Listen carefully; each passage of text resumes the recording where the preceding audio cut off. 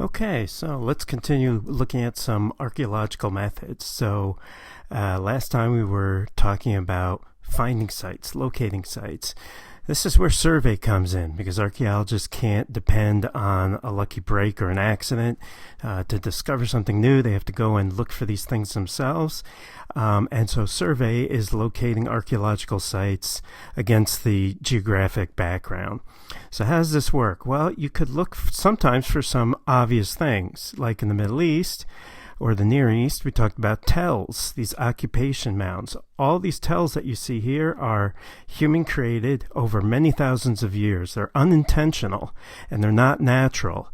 It's the result of buildup of houses and trash over many hundreds or thousands of years. And you can tell a tell, right? So you can see that it's not natural because there are no other hills connected to it. It's a solitary, large mound on a flat surface. So they really stick out. They're very noticeable. But what if you're looking for sites that are not located in tells? Well, then you could do something called surface surveys, which is what you see here. This usually involves walking straight lines on the ground looking for artifacts like stone tools or broken pottery or broken bones, and seeing if you can locate a site based on what is actually on the surface. The best area to do this is actually a plowed field. Now, why would that be? Why a plowed field and why not, let's say, a field next to a riverbank that floods frequently? Why wouldn't that be as good as, let's say, a plowed field? When you think about the plowing that occurs, when the plow goes back and forth on the land, it's churning up the soil and it's bringing older remains and older earth up to the surface. Right? So things that would normally be buried, let's say, in an area right by the river, would actually be exposed on the surface here. So we did this in Turkey. What we did is we had these straight lines. We walked back and forth along these straight lines. Whenever we found a piece of pottery, we mapped it in. All the green dots represent the pottery and the amount of the pottery. All the red triangles indicate the number of broken tools that were found. And then you can use something like a geographic information system type software to figure out where the highest concentration of the artifacts are, and that's most likely your site. And then how do you tell how old the site is? Well, remember back when we were talking about pottery. Pottery is usually, the style pottery is specific to a time period. And if you've studied this area well, you will be able to look at the pottery and be able to say, oh, this is from the early Bronze Age or the late Bronze Age. So the site dates to that time period. So you can see this is what we're doing. We have a handheld GPS unit here to map in the coordinates. And we located several sites outside of our main site, right? So here's the main site. We figured out that our site is actually much bigger because there was a site off of the tell that dated from the exact same time period. We found a number of other sites as well. So this is surface survey. Very, very useful, done in many areas of the world. You can also do what's known as remote sensing. You can kind of figure out what that means. Remote is not on the surface. So this is using technology from the air or from space. So things like satellite photos or aerial photos. We're going to look at several of these. These are good for locating sites. Well, how could you tell a site from, let's say, a Google Earth image or from a photo from an airplane? Well, if you look here, this is a field. Right? And you could even see some of the tractor marks over here. And you might be able to see this circle, these two circles right here. If you were on the surface, you would not be able to see these. They're not sticking up above the ground. What's going on here is the vegetation is growing differently in this specific spot compared to the sides on either side of it. Right? And why is that? The reason is there's something buried. There's a structure buried. And what happens is that these walls or structures retain moisture better than just the regular earth. And so vegetation that's growing right on top of this structure buried beneath will actually have more moisture for its roots. It will grow better. So not that long ago, a couple summers ago, there was a drought in Europe. And because of this heat wave and drought, a lot of archaeological sites suddenly became visible to air photos and satellite photos because the drought dried up most of the vegetation except for the vegetation that was right on top of structures, which actually did pretty well. So you can see, in like a normal wet summer, this would all be green. But during this particular summer, you can see the outline of structures that are buried underneath that you would not be able to see from the ground. So they were able to identify many, many archaeological sites in the UK and also Ireland as a result of this. Sometimes there are structures that do stick up above the ground, and these will be apparent from air photos. Right? Another thing you can do is use satellite photos, which not only use normal visible wavelengths of light, but also ultraviolet light, infrared, and other kinds of wavelengths.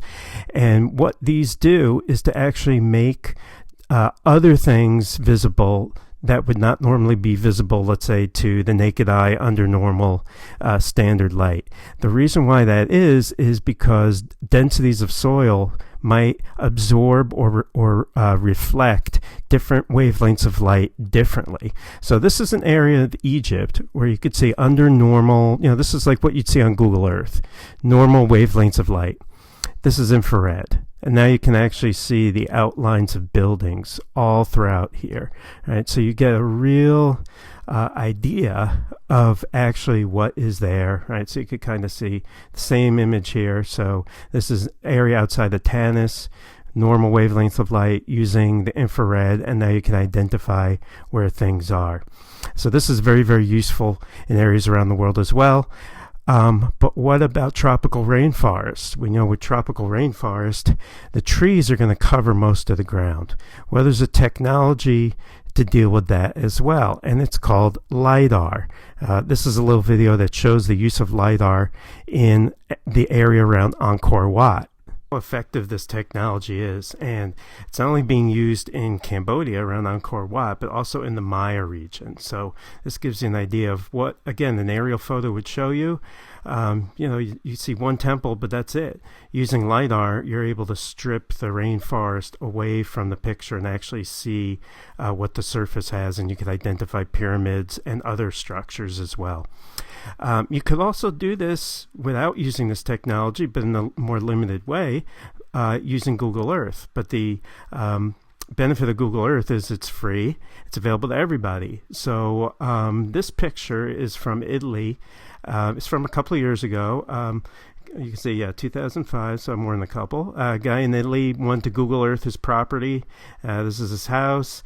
And you can see there's a crop mark right here, like we talked about before. Something is underneath the surface, and it's making the vegetation grow differently in this specific area. He called in archaeologists. Archaeologists came. It turned out he had a Roman villa on this property and didn't even know it.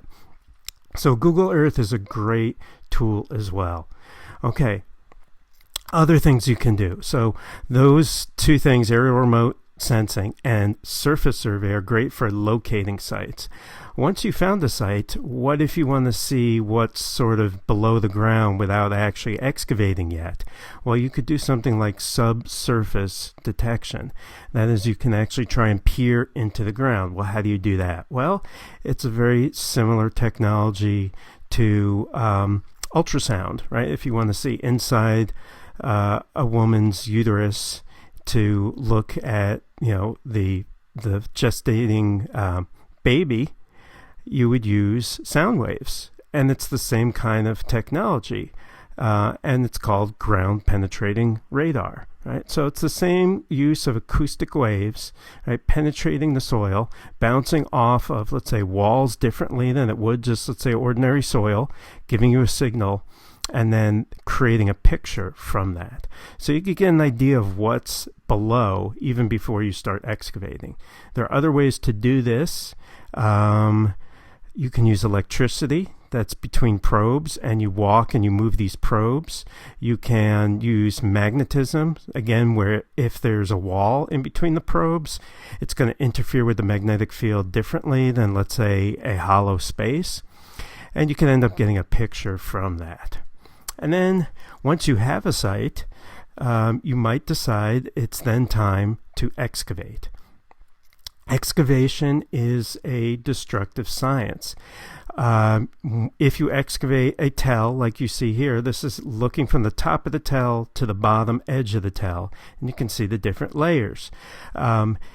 If you make a mistake, you can't put the soil back and re-excavate it. This is why you have to take careful notes and make sure you collect things from different contexts, and we're going to talk about context in just a second, from different contexts, and keep them separate so that you don't mix them up. So excavation is essentially the digging into a site in a careful, systematic, controlled way with lots of documentation. This is the site in Turkey again where I worked on. Just kind of gives you a little bit of a snapshot of different areas. You can see going at different speeds in different areas because they're finding different things. And so an archaeological site in the Middle East, you have to keep track of multiple groups working in different areas. And they have to keep everything separate from each other. One person or one group might be working in one room, another group might be working in another room. You don't want the pottery from the different rooms to get mixed up with each other, because then you won't be able to tell if the rooms were used for different purposes or not. So context is essential. What is context? Context is made up of three things. 1, provenience. 2, the matrix. And 3, association. Right? So for example, in this burial, this is obviously a human burial. Originally, this person had a headband made out of animal teeth on their head, and it eroded and it's next to them. Right? What you would say is you would take measurements and you would say, these teeth are located at these coordinates. The skeleton is located from this coordinate to that coordinate. Provenience is the exact, precise location of what you're finding. The matrix is the soil that the person is buried in. Right? So you can see it's kind of a reddish brown, looks somewhat soft material. That's how you would describe it. Association is what is buried with what, right? These animal teeth are associated with the human burial. They're connected to each other. All of this forms context, and there are different types of context: primary, secondary, and tertiary. So let's go through some of the different contexts. Primary context is the best context. It means that something is, well, we call it in situ, to use the Latin, in place, right? Exactly where ancient people used something and left it. And one of the best examples of this that people like to use is this ancient Roman city. You probably can guess what I'm talking about. In AD 69, Mount Vesuvius erupted, you can see here, and buried this city, Pompeii, with volcanic ash. Right? It took about a day, and all of this ash spewing down completely buried the city, so much so that within a few years, people couldn't even locate the original site of the city itself. When archaeologists started to excavate at Pompeii, they found things perfectly preserved in place. Right? So this is primary context. In fact, when they started to dig into the ash, they found that there were hollow spaces in the ash. They poured plaster into those hollow spaces and then dug around the plaster and found out that the hollow spaces were actually the empty areas in the ash first created by the bodies of the people who were seeking refuge inside their houses in Pompeii. And so they got these kind of plastered images of the actual people. You can see a woman, a child covering their head, and a man lying on the side. paintings, right, were not exposed to the rain or anything like that, so they were perfectly preserved. So another good idea, or another good example of primary context, would be an unlooted or undisturbed burial, right? That's primary context. People buried this person, laid them out, and they were left that way until archaeologists excavated them. Or let's say you're digging a house and people are using a tool. They leave the tool on the floor. The site is abandoned and buried. Archaeologists finds that tool right in place on the floor. That's primary context. Okay, so what's secondary context? Well, imagine that tool breaks. And you can't use it anymore. What do you do with it? Well, you throw it away.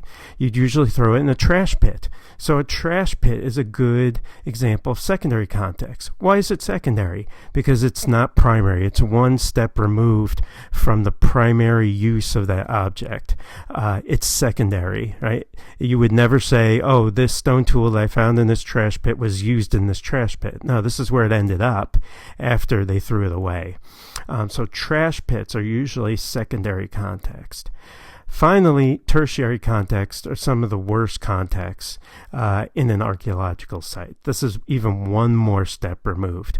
So you could imagine, let's say, in a tell, some rainwater washing down and washing away some of the soil on the tell, and that soil being deposited somewhere else, and you find stuff there washed away. That's tertiary context, because it's not even where they threw it away. It's been moved out of the site. Another example of tertiary context, believe it or not, are mud bricks. Remember we talked about mud bricks and the fact that people in the Middle East for millennia have made their houses out of mud brick. Well, where do you get your soil to make your mud bricks? A lot of times people would use the tell as a source for the mud. They would dig into the tell and use that dirt to make bricks. Then they would use those bricks to make houses. Inside those bricks might be artifacts from the tell. Right? Now, if you walked into a mud brick house today and you saw an ancient artifact sticking in one of the mud bricks, you know that that artifact has no connection to that modern house. That's another example of tertiary context. So tertiary context doesn't really tell you as much as the other two. And this is also a reason why looting is a big problem in archaeology, because if you loot something, you remove it from its context and all that information is then gone. You don't know what it was used for. You don't know if that artifact, let's say that arrowhead, was found in a tomb, or was the arrowhead found next to a bison skeleton, or was the artifact found in an area where they produced arrowheads? All of those different contexts tell you something different. So this is why looting is such a problem. Okay, in the next video we're going to look at different kinds of excavation strategy and dating techniques.